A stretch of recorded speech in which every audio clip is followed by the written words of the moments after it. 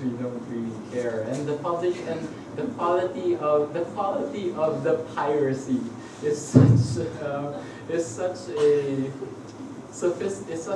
sophisticated level that well, they ended up purchasing it. The real the 1,000 yen manga were actually used manga that were imported by the Filipino wife.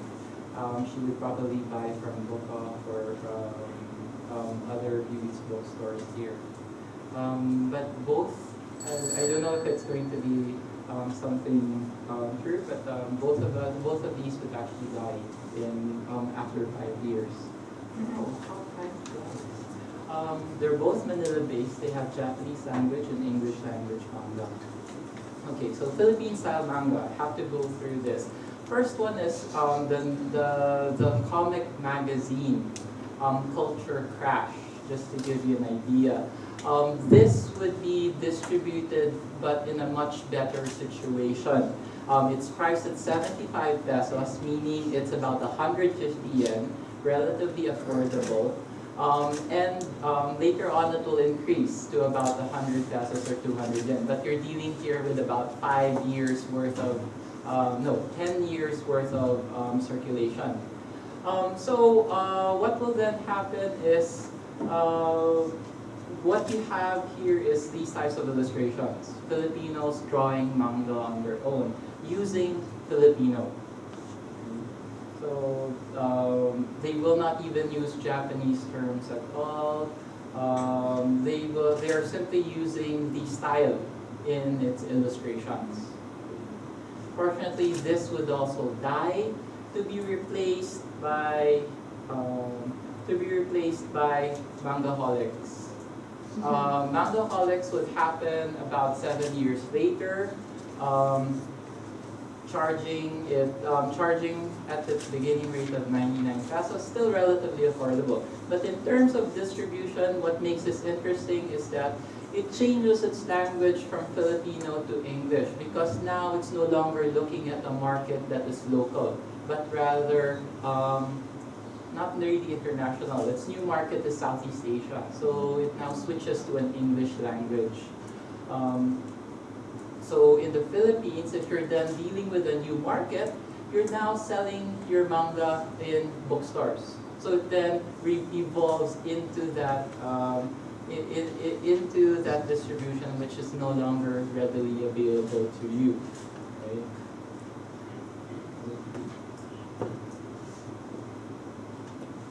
Okay. So it's it's still relatively affordable. Then, as a sort of postscript of sorts, then you have the evolution of what in American comic books it becomes like graphic novels, where you have the professionalization of manga artists. You're no longer dealing with comic magazines. You're now dealing with actual comic books. Love in the Bag is actually one of the more famous. Is the only Filipino artist to actually have established itself in this commercial as a commercial release. Each book is priced at around 400 pesos or around 800 yen. Too expensive for an average student. Okay.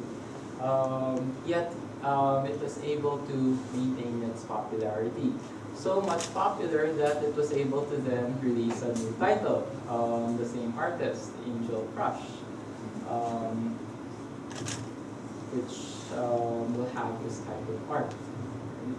So what you're actually seeing here is an evolution of, an evolution of Philippine-style manga, yet as you have evolved and improved the art, the medium, what has happened is it has now come far from the reach of a larger audience.